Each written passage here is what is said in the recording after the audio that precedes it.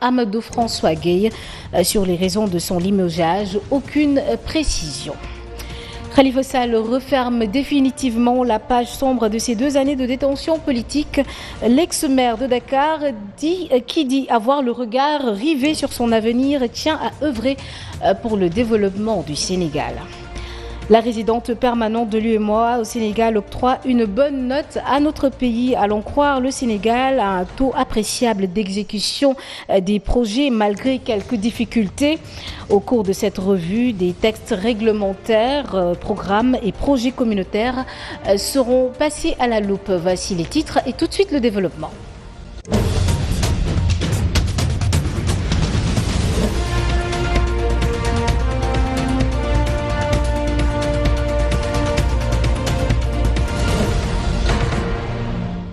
Nous démarrons en plus bref, je vous le disais donc en titre. Sory Kaba n'est plus le directeur des Sénégalais de l'extérieur. Il est remplacé par Amadou François Gueye, décision du président de la République par décret relayé par le ministre porte-parole du gouvernement, Ndeiti Ndiaye Diop. Le motif du limogeage de Sory Kaba n'est pas précisé, mais il intervient au lendemain de sa sortie, expliquant le président de la République entame son dernier mandat.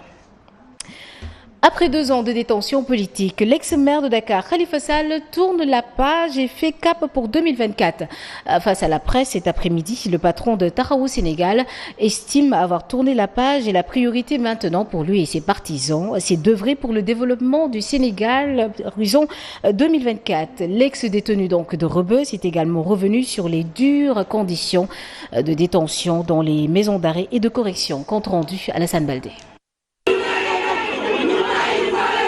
C'est une déclaration aux allures de discours-programme pour 2024 que s'est livré le patron de Taxawu Sénégal pour son premier grand oral. Face à la presse cet après-midi, Khalifa Sall s'est montré conquérant. Cela nous engage à renforcer notre pacte républicain avec des garanties partagées et acceptées d'effectivité de la séparation du pouvoir, de l'indépendance de la justice, de la démocratie, de la décentralisation, des libertés publiques, des droits humains et de la transparence dans la gestion des ressources publiques.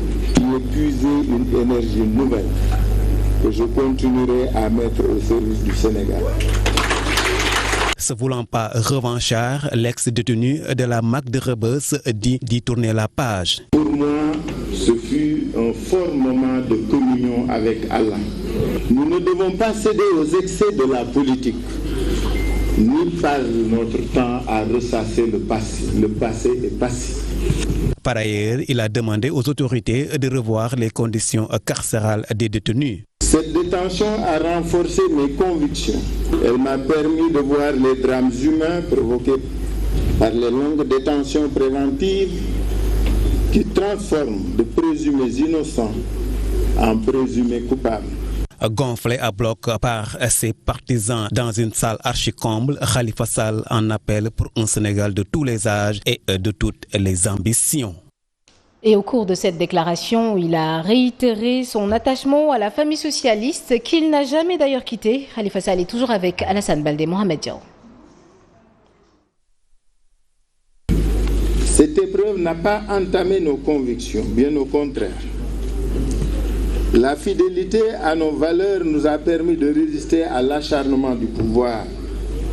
Si nous sommes plus résilients, et c'est le premier viatique, c'est donc grâce à notre identité que nous devons garder intacte. Nous sommes de gauche, nous sommes des socialistes. En évoquant la force de nos convictions et la fidélité à nos valeurs, je veux saluer le mérite de chacune et de chacun d'entre vous d'avoir cru à notre combat et de continuer à faire front. Il s'en trouve encore en nous des femmes et des hommes qui ont tout sacrifié pour un Sénégal plus libre, plus prospère, plus juste et plus solidaire, à l'opposé du pays dans lequel nous vivons. Et puis parlons de cette ouverture ce matin de la revue annuelle de l'UEMOA au Sénégal. 113 textes réglementaires ainsi que 13 programmes et projets communautaires vont être examinés lors de cette édition. Selon la résidente permanente de l'UEMOA au Sénégal, le Sénégal a donc un taux appréciable d'exécution des projets malgré les difficultés. Compte rendu Safiatou Banga et Pauline Cham. Édition de la revue annuelle des réformes politiques, programmes et projets communautaires des États de l'Afrique de l'Ouest va permettre l'évaluation de la mise en œuvre effective de 113 textes réglementaires ainsi que 13 programmes et projets communautaires pour un montant total de 58,173 milliards de francs CFA. l'UEMOA a quand même le rôle d'accompagner les États dans la transposition des textes et aussi dans la réalisation des projets. Donc nous accompagnons l'État tout au long de l'année et nous avons eu des évaluations quand même assez satisfaisantes. Malgré les difficultés, le Sénégal a tout de même un taux appréciable d'exécution de projets de 75,5%. Le Sénégal est quand même était l'année dernière à 75,5% par rapport à une moyenne de 69%. Donc je pense que c'est un taux vraiment très appréciable. Les recommandations que nous avons faites, c'est vraiment de booster la transposition de ces textes par une implication plus forte de toutes les parties, aussi bien la partie sénégalaise que la partie UEMOA. L'objectif principal donc de cette revue annuelle est de favoriser l'accélération de l'application des réformes politiques, programmes et projets communautaires au sein de l'UEMOA dans le cadre de l'approfondissement de l'intégration régionale. Et des techniciens palestiniens sont à Dakar pour partager leur expérience avec ceux du Sénégal en matière de la gestion de l'eau. Les deux pays veulent ensemble relever les problématiques liées à l'eau au profit des populations. La cérémonie d'ouverture du séminaire des techniciens et cadres palestiniens impliqués dans la gestion des ressources hydriques a eu lieu ce matin à Dakar. Compte rendu signé Aminata Dramé, Tijan Djoba.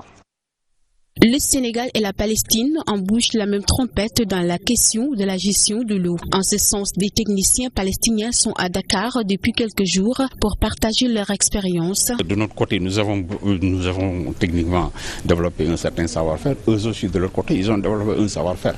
Donc voilà, on est dans une situation où on va échanger et chacun pourra contribuer et puis montrer à l'autre ce qu'il sait faire en termes de gestion de la ressource en eau dans un contexte où la ressource est rare. Donc c'est ça l'intérêt. Cette rencontre d'échange a pour objectif d'orienter vers les meilleures pratiques du liquide précieux. La priorité pour cette visite, ce sera la présentation de nos expériences à nos hôtes palestiniens et puis des visites de terrain qui vont leur permettre de toucher du doigt nos réalisations, nos expériences, nos difficultés, nos réussites. L'ambassadeur de la Palestine au Sénégal ne doute point de la réussite de ce programme. Il fait entièrement confiance aux cadres de son pays qui ont démontré à suffisance leur faculté à gérer les rares eaux du désert. Que la Palestine est parmi les premiers pays de la planète à faire face aux besoins et aux défis des ressources en eau, que ce soit dans la quantité et la qualité de l'eau potable, ou bien dans les infrastructures existantes et même encore dans le traitement des eaux usées. Ceci étant dit, j'ai entièrement confiance dans les compétences de nos cadres ici présents. Cette rencontre de 5 jours située entre Dakar et Saint-Louis, elle permettra de partager les expériences entre les acteurs des deux pays en matière de gestion des ressources en eau. Et restons toujours dans ce même registre. 20 organisations de la société civile coordonnées par l'Association des juristes sénégalaises ont ouvert un atelier de 4 jours. Lequel atelier permettra de réfléchir sur la révision, la validation des supports de communication en santé, de la reproduction et l'autonomisation des femmes afin de mieux prendre en charge les préoccupations des femmes. Écoutons Pendasek Diouf de Task Force au micro de Adjaratou Echening et Madani Marega. Le Sénégal a ratifié le protocole de Maputo et l'article 14 du protocole de Maputo qui parle de l'avortement médicalisé en cas de viol, d'inceste et lorsque la grossesse met en danger la santé de la mère et du fœtus. Donc vous savez qu'avec la hiérarchie des normes, ces conventions qui sont ratifiées doivent être soutenues maintenant par la législation interne.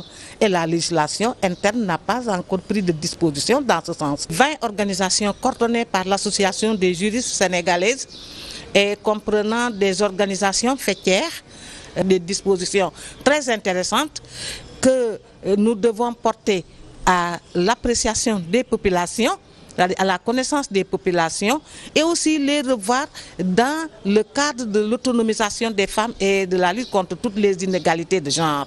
Présent allons à Sédhiou, le programme Enfance déshéritée qui accorde un financement de 3 150 000 à la région à voler au secours du Dara de Bagadadi, logé dans la commune de Diaroumé. C'est justement pour améliorer les conditions socio-économiques des talibés qui se couchent sur des nattes qui ne mangent pas à leur faim et qui font également face à un problème de prise en charge sanitaire. Retrouvons notre correspondant à Sédhiou, Ibrahim Diallo. Programme Enfance déshéritée du ministère de la Santé et de l'Action sociale qui vise à améliorer les conditions socio-économiques de l'enfant déshérité a volé au secours des pensionnaires du Dara de Bagadadi, c'est dans la commune de Diaroumé, et c'était en présence de Ibrahim Mohamed Ndiaye, chef du service régional de l'Action sociale de Sédhiou. Ce Dara-là, qui comme vous le voyez compte beaucoup de pensionnaires, mais qui vit dans le dénuement presque total, qui a des besoins ressentis à divers niveaux. Donc ce programme Enfance déshéritée est mis en œuvre à travers les axes appui alimentaire aux Dara bénéficiaires, l'enrôlement des enfants talibés dans les mutuelles de santé, le placement en apprentissage des enfants talibés et aussi la formation professionnelle. Lamine Seydi, le directeur de ce Dara, espère avec cet accompagnement acheter des matelas et permettre aux talibés de se soigner et d'apprendre d'autres métiers. pour ñu mun a fanaan foofu waa xam ne am na ñoo xam ne dañu sibiru pour ñu jënd leen garab yóbbu leen hôpital ñu faju. Ce programme Enfance déshéritée qui a accordé un financement de 3 150 000 francs CFA à la région de Sédhiou compte également sur le soutien de d'autres partenaires pour soulager au mieux des pensionnaires de certains Dara qui se couchent sur des nattes, qui ne mangent pas à leur faim et qui font également face à un problème de prise en charge sanitaire. Mouvement d'humeur ce matin des conducteurs de minibus Tata de Djamalaï. Ils étaient en grève pour dénoncer des conditions de travail, mais leur principale difficulté demeure le manque d'espace pour stationner leurs véhicules. Ces chauffeurs interpellent directement leur responsable, Tidjane Diallo. Ils ont décidé de ne pas travailler ce matin. Les conducteurs de Tata Djamalaï tirent la sonnette d'alarme. Nous sommes en mouvement de grève parce que nos conditions de travail sont très difficiles. Aujourd'hui, on ne peut plus travailler tranquillement. On est fatigué. Là, vous voyez, on nous a déguerpis. Dans un mois, on nous a déguerpis sur trois lieux. Le premier lieu, c'est le stade de l'Espoir Sédar Senghor. Le deuxième lieu, c'est le lieu de Djamalaï et sous le pont là aujourd'hui. Tant qu'on travaille, quand on leur donne de l'argent, ils ne viennent pas ici. Aujourd'hui, vous voyez, on n'a pas travaillé aujourd'hui, ils sont tous là, ils sont tous venus. Vous les voyez là, ils sont tous venus. Les responsables, ils sont tous là aujourd'hui pour régler ce problème. Les quelques responsables trouvés sur place ont préféré de ne pas se prononcer, contrairement à ces travailleurs en mouvement qui haussent le ton.